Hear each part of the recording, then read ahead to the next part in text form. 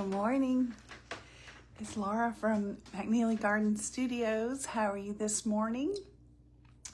It's kind of gloomy, but I feel pretty good. So I'm really excited to show you what I've got in store for you today.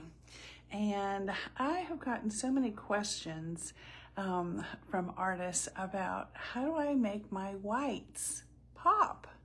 And it's true that there's a little technique to it. There are lots of products, there are lots of techniques, and if you don't layer the right product on top, then sometimes you get kind of a muddy look, or the color will bleed through the white, which honestly sometimes is a very pretty effect as well, but not if you were looking for true white. So what I thought I would do today, I'm not going to be painting today, but I am going to be showing you some different products, and I've got a really nice surprise for you too. So if you saw me last night, I popped on real quick and I just told you what I was going to be doing today, and this is it. And that I have been practicing in my sketchbook, in my practice book, and I strongly encourage you, if you don't have a practice book, to get one. Find a book that you've already read or you're not going to read again, and you can literally paint the pages of a bound book. But the reason I mention it is because I find that when I go to paint in a bound book, I just take it more seriously. It's harder to throw away. If you tear it out, you kind of made the book look messy. So I'm going to swipe back and forth and see. I know you guys are there. I just don't see any comments. Say good morning if you're there. I will mention, and I'll mention it again later, but this video will be here for 30 days and then it will be deleted. But if you want to follow me on YouTube at Laura McNeely 305, then you will be able to see all these lives and you'll be able to refer to them and whatever. Of course, give me a rating if you want to. That would be great. And certainly subscribe. There's Laurie. Good morning. How are you? So what I'm going to be doing is I'm going to show you a design that I was messing around with in my practice book. And it's just kind of planets, you know, there's a lot of different techniques. You guys might actually end up seeing this design again for different tutorials, but today we're just talking about the white.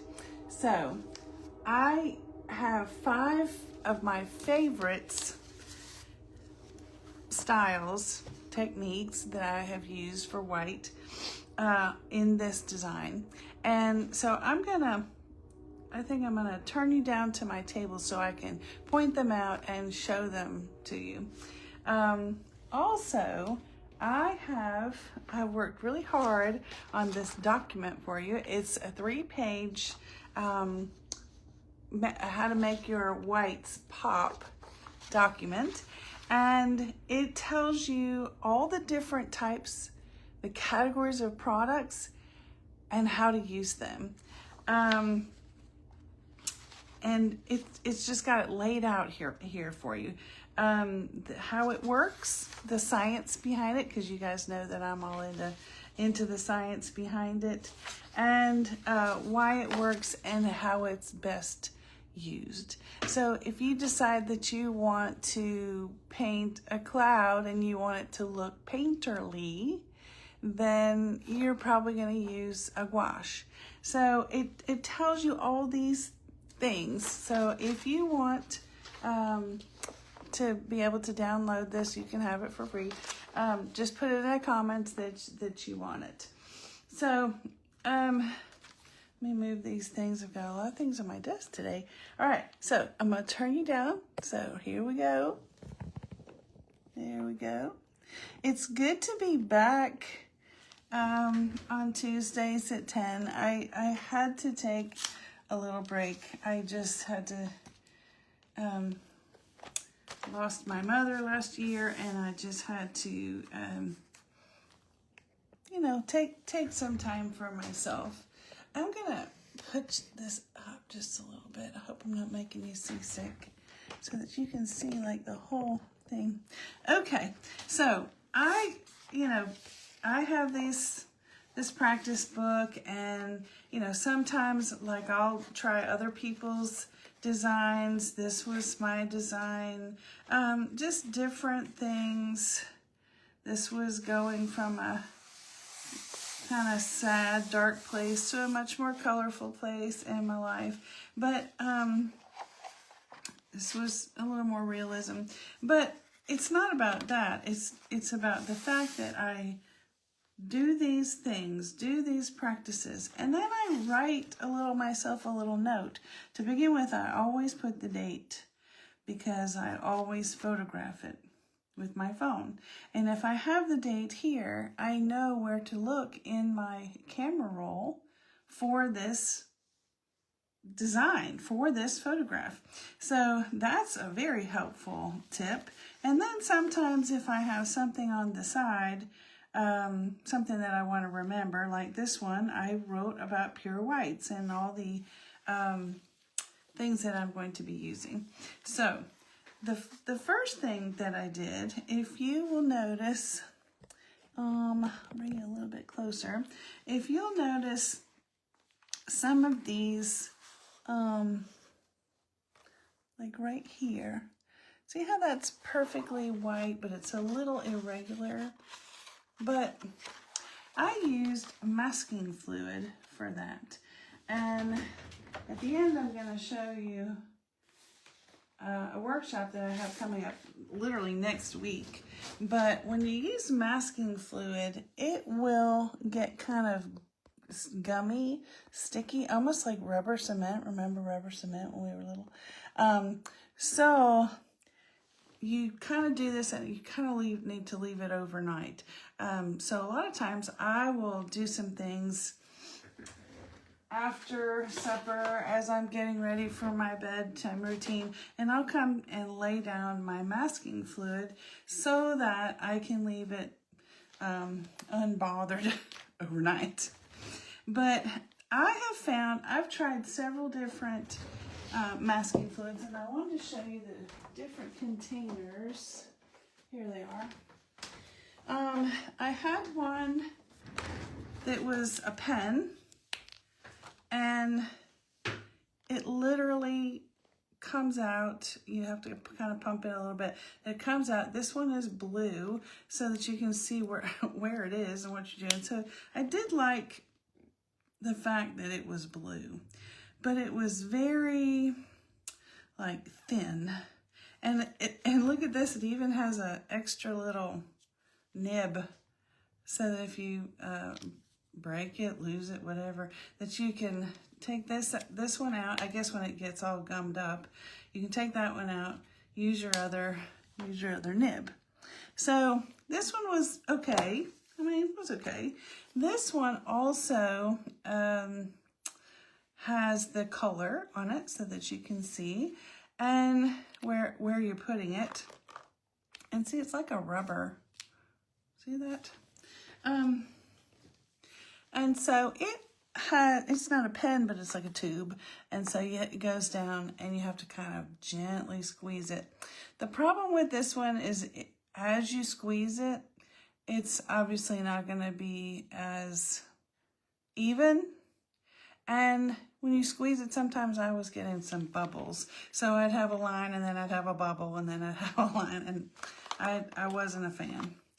But I have finally landed on, let me get that. These are kind of thing that if you don't get them closed up tight, they will dry up, and that's it.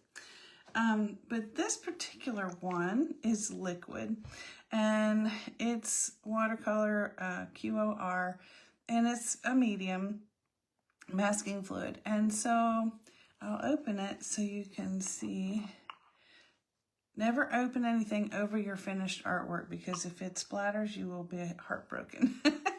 So, see, this is literally like liquid. And you can use a brush on this, but I really like to use a ruling pen. And if you screw this one way, it opens wide. Almost looks like a pair of tweezers, doesn't it? Or you can close it down and make it more like a pen. The reason is the surface tension of the product gets held in between the little parts of the pen. And so theoretically, the wider you open this, the more product you're going to be able to transfer from the jar to your paper. Now, I do put it pretty close. I generally work with this about there. And I have this really close because sometimes it will drip. Because like this, you can see how this is pretty thick, which you would think, oh, that's a waste of product. But it's really not, because it saves your life later when you go to take it off. And if you want to take this workshop, I'm going to tell you all this information at the end, and I'll show you in this workshop how we're going to be getting all this off. Kind of an interesting technique.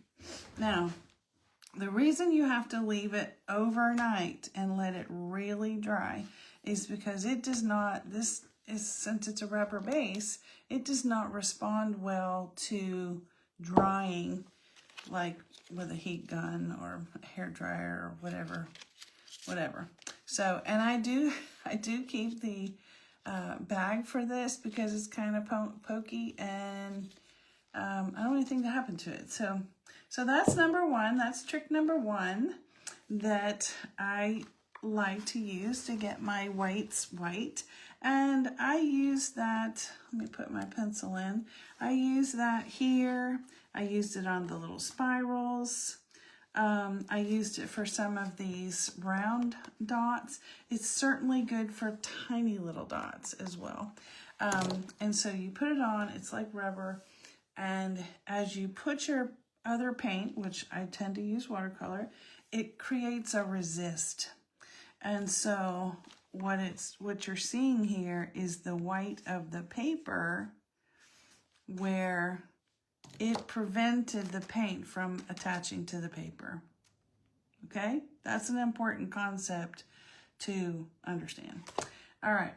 The next one is relatively new for me, but I do love it. It's something that you have to know how to work it, but it's Dr. and I'm assuming it's PH because it says Dr. PH Martin's Bleed Proof White. Now you do have to activate this with water. Remember what I said, don't open your products over your artwork.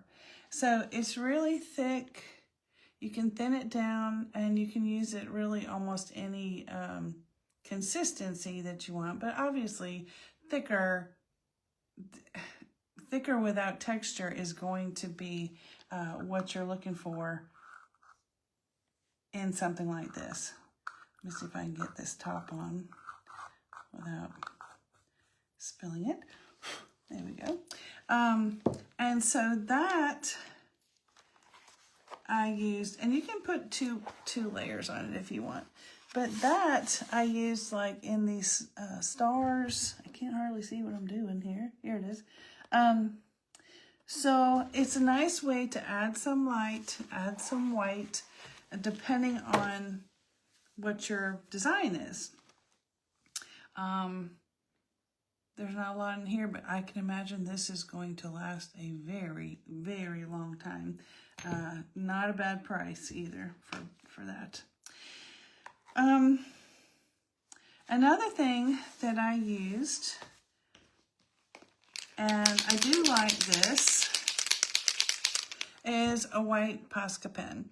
And that's just an acrylic pen. There are lots of different types of acrylic pens, but I particularly like Posca. They do work very well. I have heard where you can open this all up and actually refill it with paint. I have not done that, but maybe I will sometime. But I do enjoy this very much. Now, Posca paint will sometimes bleed through. If you've got a like watercolor or a color that's a little less permanent, then sometimes it will bleed through a little bit. And I would suggest at that time to, this was not one of the ones I was going to show you because I've got 5 more I'm going to show you another time. But I put down some clear gesso, and it gives the surface a little tooth and a little barrier, sort of, because especially when you're working on watercolor paper, it's very juicy, like spongy. It sucks up, the fibers suck up your pigment, because that's the nature of watercolor. Here's another little piece of masking fluid that I didn't get off. How about that? So that's a little extra hack there, a little trick that I just taught you, is using some clear gesso. Don't forget, if you're just coming on and you're interested in what these products are and how to use them, I have a little document here for you that I wrote up, and it's how to make your whites pop, and all the reasons why, all the science behind why it works, and pro tips and whatever. There's 3 pages here, so just put in the comments there if you want it. And also, this video will only be here for 30 days, so if you want to follow me on YouTube, you can find all these things and you can just watch all you want. So it's Laura McNeely 305 if that's what you are desiring.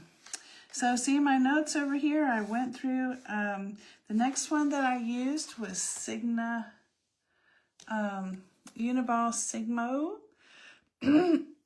Excuse me. And this is an interesting, I really like this. This is a gel pen. And, pardon me. I really like this, but for some reason, I always tend to, I want to make it, use it up and down, straight up and down. But I noticed that if you use it kind of a little bit on the side, where you can kind of get the ball, literally the ball rolling, because there's a little ball in here, and that will streak down, that will leach down the paint, the gel that's inside the pen, and give you a nice fluid line. Sometimes if you do it straight up and down, like there's no room for the gel to come down over the ball and give you a nice line. So that, where did I use this? Oh, here it is. So I used the Signo Unibal on this little edge right here. So, you know, right here.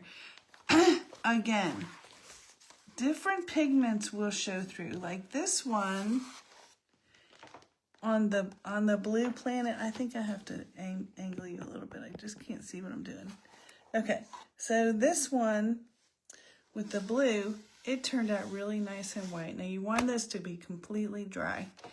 But some colors, and I don't know why purple does it, purple and pink seem to do it a little bit more. I'm going to have to research that. But you see how I put it on there and it just kind of turned a violet, which to me is beautiful. But I knew it was going to do that. It doesn't always do that.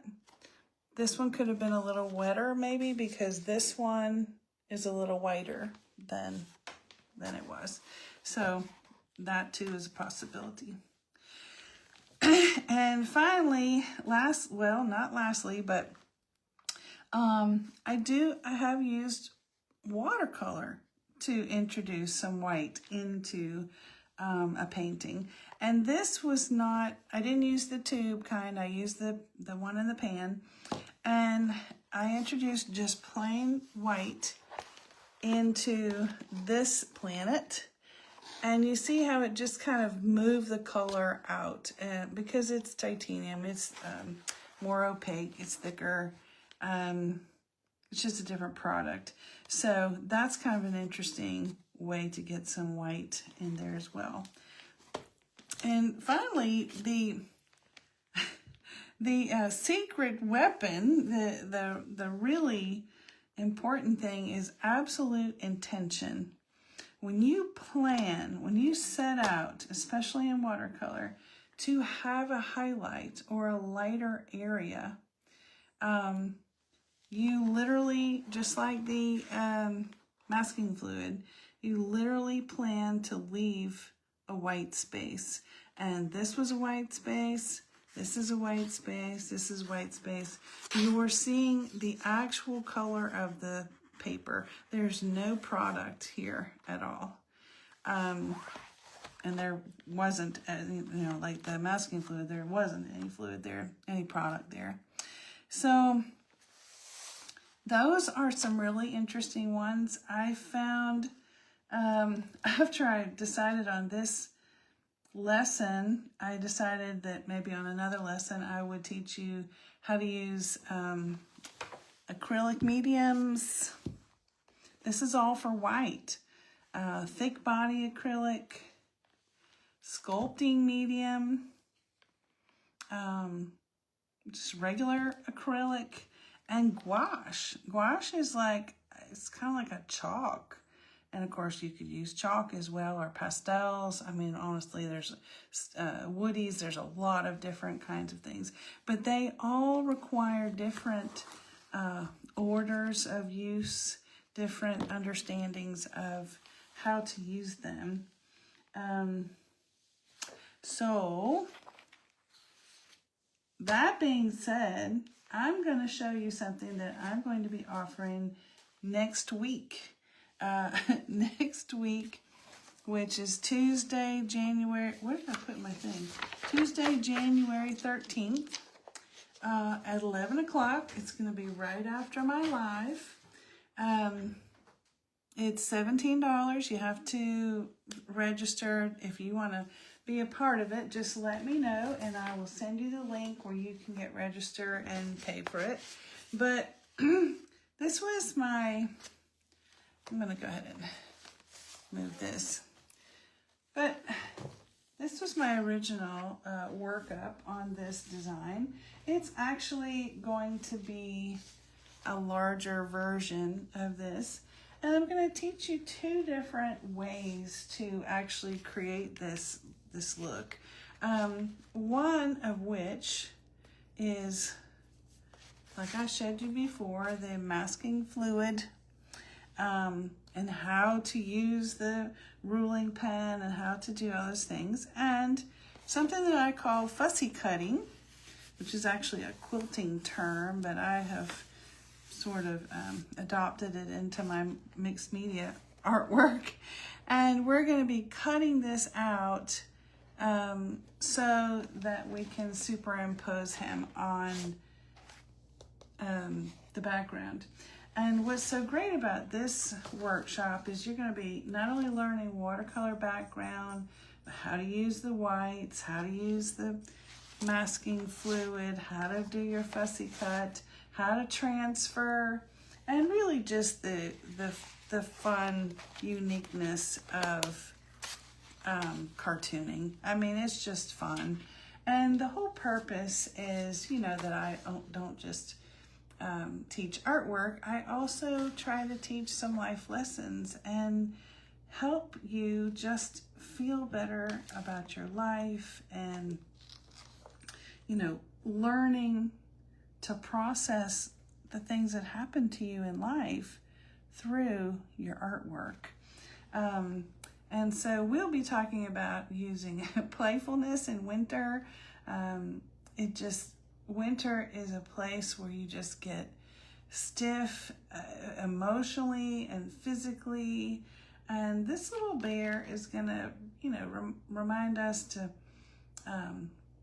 keep a balance and allowing you to find some joy and some fun. That's gonna be next Tuesday. Hey everybody, next Tuesday at 11 o'clock. And if you want to get in on the workshop, just let me know and I'll send you the link. And but also, if you want this document that I wrote for you about how to use different products to get whiter whites and how to use that for highlights in your artwork, it'll just brighten your life, won't it? So I appreciate so much you guys always coming. And if these things that I offer on my lives are useful to you, let me know. If you think to yourself, now that's something that I might want to refer to someday, then go ahead and subscribe to my YouTube. It's Laura McNeely 305. And then you'll be able to see all my lives anyway. So I appreciate you coming all the time, and I hope that you have a wonderful day. It's kind of gloomy here. I hope it's brighter where you are, whiter maybe. And I'll see you next week. Thanks. Bye.